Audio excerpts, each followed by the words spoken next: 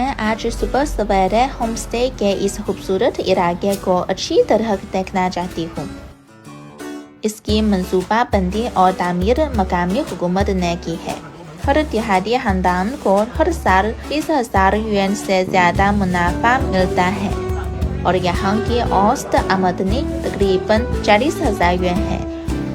利润达到900万，这都是我们老百姓和我们干部一块使劲儿去做出来的。西部乌镇呢，这个项目99.2%的老百姓都参与到里面。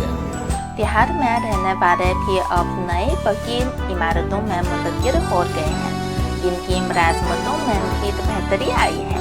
माजी में सिर्फ काश्तकारी करने वाले अब रेस्टोरेंट और होटल के कारोबार से मुंसलिक हो गए हैं और सबसे अहम बात यह है कि उन्हें अपने शहर में मुलाजमत के अच्छे मौके मिल सकते हैं और तालिब अपने आवाई शहर वापस आ सकते हैं।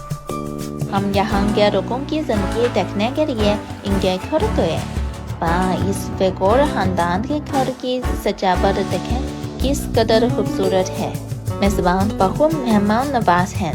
हमारे लिए बहुत से खाने तैयार गए हैं और हर वो चाय पेश की गई है। यहाँ मंगोल खानदान की हैं। मेजबान खातून ने तारीफ करवाया है कि वो सब बराह रास्त इस घर में मुंतकिल हुए हैं। हुकूमत ने इनके लिए तकरीबन हर चीज तैयार कर रखी है और यहाँ रहना बहुत खुशकिन है। शायद कुछ बुजुर्ग ऐसे हैं जिन्हें नई इमारतों में रहना पसंद नहीं बल्कि अपने पुराने घरों में रहना ही पसंद करते हैं। यकीनन इसको मद्देनजर रखा गया है।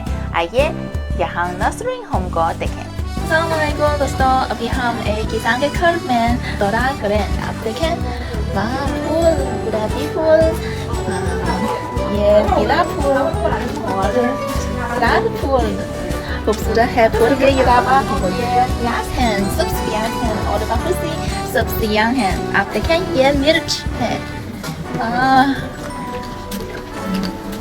और फल की है अंगूर। आप देखें उम्र भर खेती बाड़ी करने बूढ़े लोग देहात में हर किस्म के फल और सब्जियां उगाना पसंद करते हैं। इन बुजुर्गों के घर वाले हर एक अहम त्योहार पर इनके पास आते हैं और त्योहार की खुशियां इनके साथ मनाते हैं। तमाम कौमियतों के मर्द, खवातीन, बूढ़े और जवान एक साथ रक़्स करते हैं। यह रिश्ता बहुत खूबसूरत है। आज हम उर्ह में तफरीह करने जा रहे हैं। चलें देखते हैं कि यह तजुर्बा कैसा रहता है। सुबह हम ज़िशा म्यूजियम पहुँचे जो कि ये मद्दी करामाई के 3 खजानों में से एक है। देखें ये मद्दी के बर्तन कितने खूबसूरत हैं। चलें अब मैं बनाती हूँ। देखते हैं कि क्या बनता है। तीर की शक्ल का एक बर्तन जिसमें मेरा नाम लिखा है।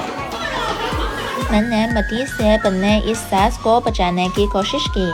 क्या आप इस धुन को पहचान सकते हैं?